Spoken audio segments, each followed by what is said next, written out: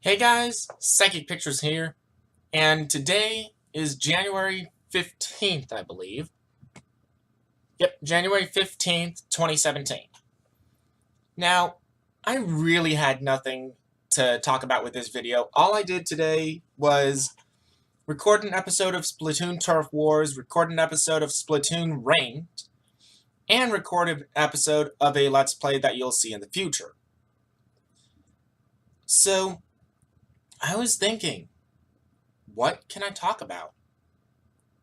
Because that's all that happened today. This vlog would have been 40 seconds if I didn't think of anything else. So what could I talk about? Then I thought, the Nintendo Switch is coming out. So why not have a send-off of the Wii U? So right now, I'll be going and pretty much doing a mini review of the Wii U. No rhyme intended. But I don't know how to properly describe the Wii U without saying what most people have already said. I think it's a great console. Like, it's one of the strongest consoles I've seen, other than like the GameCube and the DS's. DS and Nintendo 3DS. It's one of the strongest ones I have ever seen. And, for a long time, I actually was like, I don't know if I want the Wii U. Because, honestly, it didn't sell that great when it first came out. And it didn't have any games to support it. I think it only had one or two that I really wanted to play, which were New Super Mario Bros. U and then the eventual Zombie U. But other than that, I was like, what is going to get me to buy the Wii U? I want to support Nintendo as much as I can, but what's going to have me go and actually buy the Wii U? Then other games came out and got announced for this thing, and I hopped on board as soon as I could. So, the Wii U, it had a very rough start, and it had a rough life. But I think it actually had some pretty solid games on it. And I have a stack of those games right in front of me. So, first off, we have Super Mario 3D World. This is pretty much like Super Mario 3D Land on the 3DS, but you can play with up to 4 players, playing as Mario, Luigi, Peach, and Toad. And then you have these new cat power-ups that go along with it that allow you to climb walls. And different things like that actually happen too. And this, I think, is one of the best Super Mario. Actually, I would still argue that Sunshine and Galaxy are pretty good, but this one, I think, is more for the casual player. Like, if you're not that much into the gaming world, but like video games, I would suggest Super Mario 3D World as a pretty much starter for the Super Mario franchise. Because, like, with Mario Sunshine and Mario Galaxy, I wouldn't recommend that for first-timers. But first-timers, I would recommend Super Mario 3D World. It is good. Next up, we have Hyrule Warriors. Hyrule Warriors, as the title pretty much says, is Legend of Zelda in the Dynasty Warriors world. So you're battling an uber amount of villains, and you can strike more than one target at once, with all your slashes, all your special moves, things like that. You also eventually get bombs, you eventually get arrows, arrows can stun your opponent, and bombs can absolutely blow them away, literally. So, I think this, if you're a Dynasty Warriors fan, you really should pick this up. It is good. But I actually have a friend that's a big Legend of Zelda fan. She doesn't like this game because it is inconsistent with the Legend of Zelda world. Because one of the characters who's supposed to be a dragon, which he does turn into a dragon in the game, he's primarily looked at as a soldier, which I have no problem with it, but I do see what she's saying about it.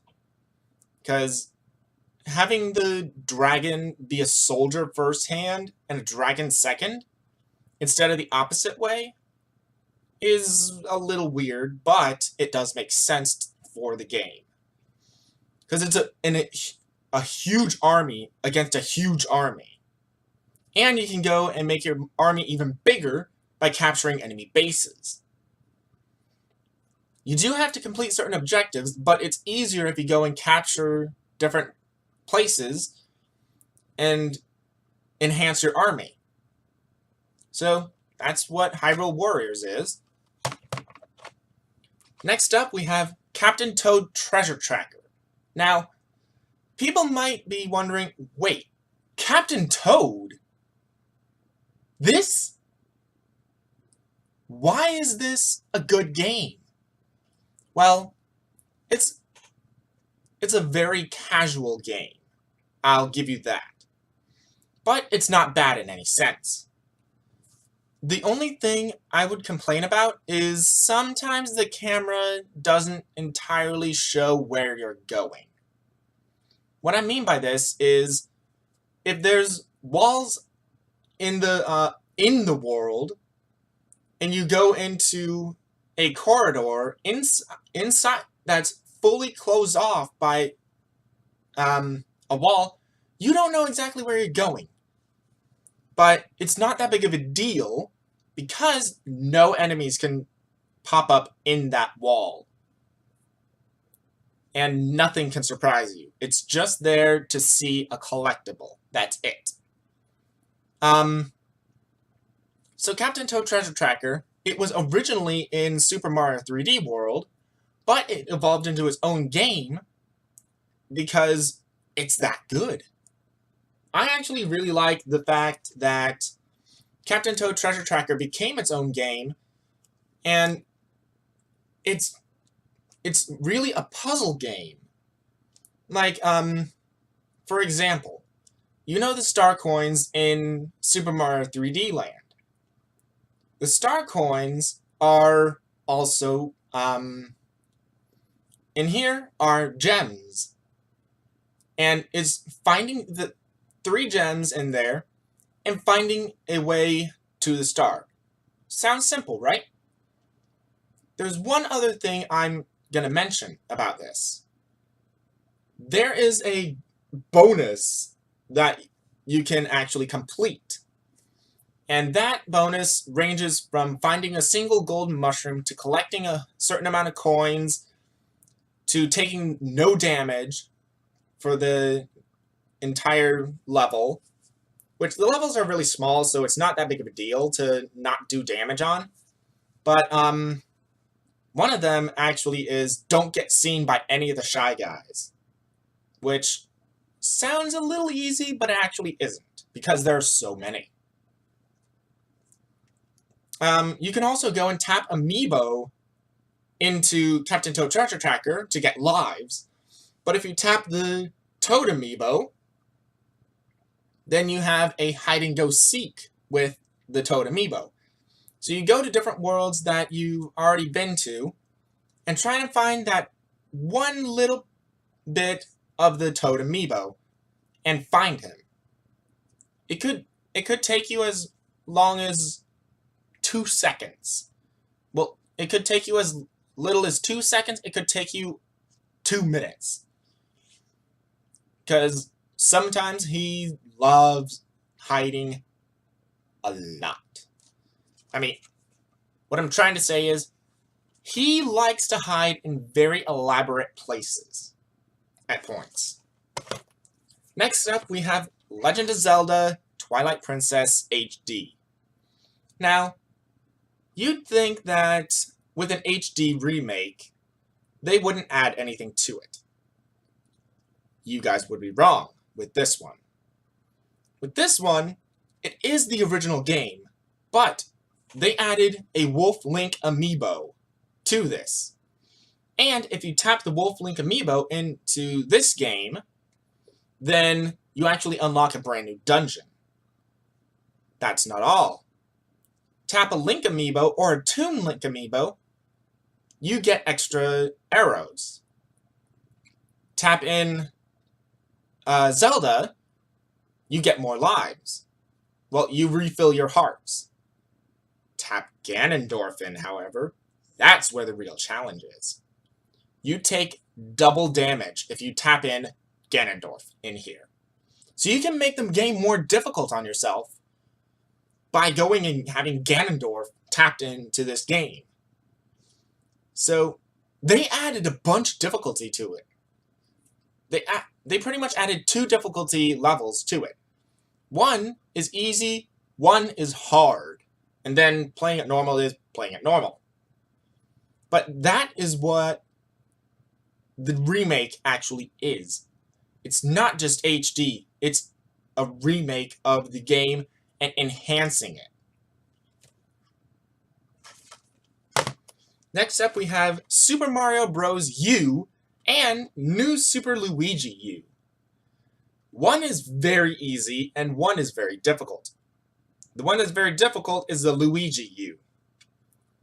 But both of them play relatively the same and are very fun.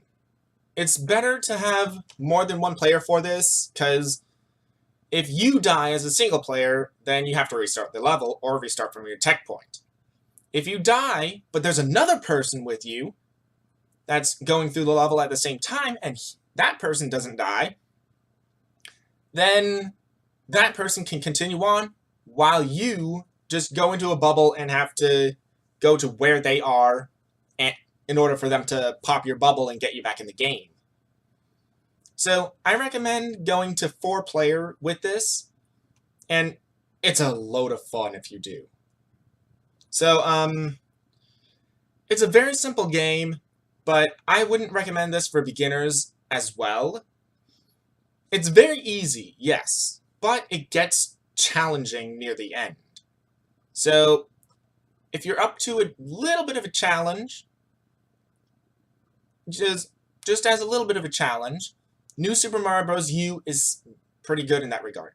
But New Super Luigi U, oh man. With the physics in it, and with the difficulty level, it's much harder. Next up, we have Super Mario Maker. Now this, I'm just going to explain what it is, and that'll be it. It's a game where you can make your own Mario levels. You can make them as difficult or as easy as you want. And I've been looking for a game like this for quite some time. But they finally released it as Super Mario Maker, and no online stuff is needed. You can actually go through Super Mario Brothers, Super Mario Brothers 3, Super Mario World, and New Super Mario Bros. U to go and create your entire world. You can actually share them online as well, which you can have millions of different levels a day that people have created. That, I think, is pretty cool. Next up, Donkey Kong Country Tropical Freeze. Donkey Kong Country Tropical Freeze, it's a Donkey Kong Country game. That's the best way to describe it. It's a sequel to Donkey Kong Country Returns, and you can also play as Donkey Kong, Diddy Kong, Dixie Kong, or Cranky Kong. So, originally, Cranky and Dixie weren't playable in Donkey Kong Country Returns, but now they are. And they have their own special abilities, which I think is really cool. That they have their own unique abilities. Dixie can pretty much do a double jump. Cranky does a ground pound that gives you a little bit more height. And Diddy, I believe, lets you hover for a short amount of time. That is pretty cool. I love that. Next up is one of my all-time favorite fighting games. Pokmon Tournament. I said one of. Not the best, but one of the best. Pokmon Tournament is pretty much Tekken, but Pokemon. They introduced so much to this that I think it's really good. I really like this game. Because it's Pokemon fighting, but typing does not matter. Because with some characters, Lucario, if it goes up against Machamp regularly, Lucario would most likely lose because it's a part steel type and it's a fighting. And fighting is strong against steel. That's not the case with this game. And although the typing does have a little bit of an influence, it does not affect the overall damage you do. And I actually have to ask this question. Why is there 2 Pikachu in there? Because we have Pikachu, regular Pikachu. Okay, that's fine. But then we have Pikachu Libre. Why do we have a wrestling Pikachu in there? Why? That's what I want to know. Why? Why 2 Pikachu and not 2 of any other character? But they actually did do a really good job with this game, though. Every Pokemon is represented really well, and even though the roster is a little bit small compared to all the Pokemon that we have now, I think it's still pretty good. Next up is, I think, a really good 2-player game, Yoshi's Woolly World. And it's actually getting a revamp in February as Yoshi and Poochie's Woolly World, which it's pretty much an enhancement of Yoshi's Woolly World. You can pretty much create your own Yoshi and go through worlds with it. And it's got a ton of different designs for it, as well as tapping any amiibo into it and getting a design for the amiibo, which I think is really cool. And if you don't mind, if you think the game is a bit too hard, you can go to casual mode and give Yoshi wings, which that in itself is pretty good. And the platforming, finding everything, and things like that, it's really well done. Now, for what I think are the 2 games that dominated the Wii U and made so many people want the Wii U. The first one is Splatoon. Splatoon is a very different shooter game.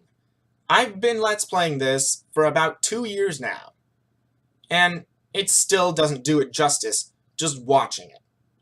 You have to go and actually play the game in order to know what I'm talking about. So, what's different about this particular shooter than other shooters? Killing people is not correct. It does not win games. What wins games, in Turf Wars at least, is the fact that you need to ink the most amount of the turf as you can before time runs out. And actually going to shoot people, it does expand your ink, but it's not necessarily what you must do.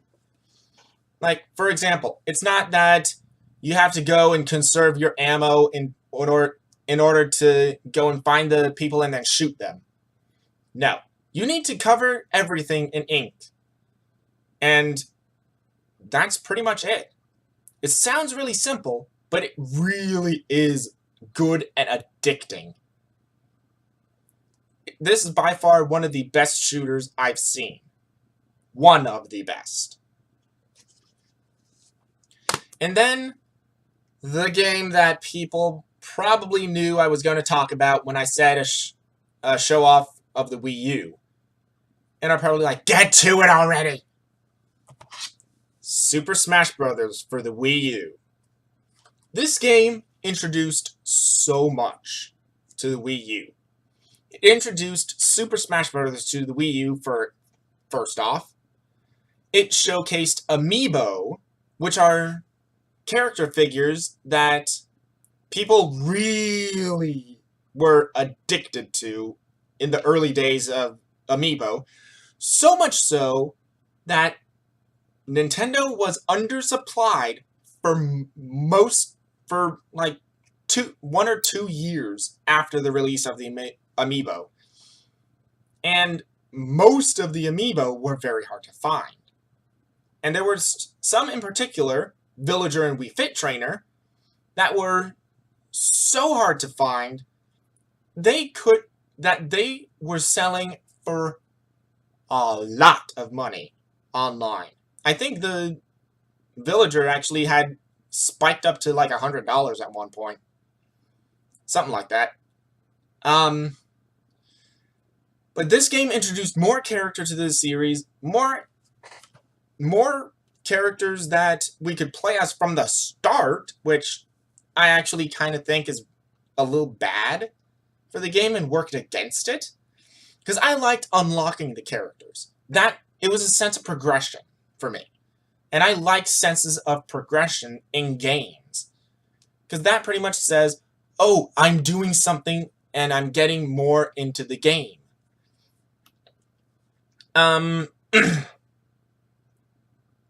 You can customize your Miis in this. Holy cow, you guys don't know how long I was waiting for that. I really wanted them to do that in the Wii version, which is Super Smash Bros. Brawl, but Super Smash Bros. For the Wii U refined it and fine-tuned it. That is good. I loved it. They introduced new character abilities, and I don't think that it's worth it, because it's completely random if you get them. I think the default moveset is very well done, though, for lots of the characters. There are some that I just are, like, clumsy on, like King Dedede, but most of the time, these characters do exactly what I want them to do. And it introduced 8-player Smash as well, which I can only say is chaotic. Because you really can't see what you're doing in the game in 8-player Smash. It's just that ridiculous. But it is one of the best games on the Wii U, and it introduced so much that people really wanted. And it was just that good. It's one of the best Super Smash Bros. Games for me. And the characters and style of it is most of it. So that's all the games that I think were top sellers on the Wii U. Super Mario 3D World, Hyrule Warriors, Captain Toad Treasure Tracker, Legend of Zelda Twilight Princess HD, New Super Mario Bros. U, New Super Luigi U, Super Mario Maker, Donkey Kong Country, Tropical Freeze, Pokmon Tournament, Yoshi's Woolly World, Splatoon, and Super Smash Bros. For the Wii U. So, with that, sayonara Wii U, hello Wii Switch. Nintendo Switch, I mean.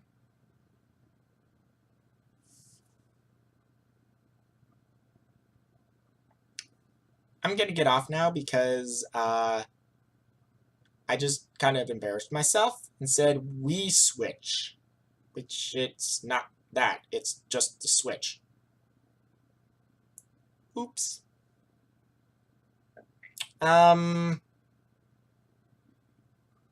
This has been Psychic Pictures, and I'll see you guys tomorrow. See you guys then.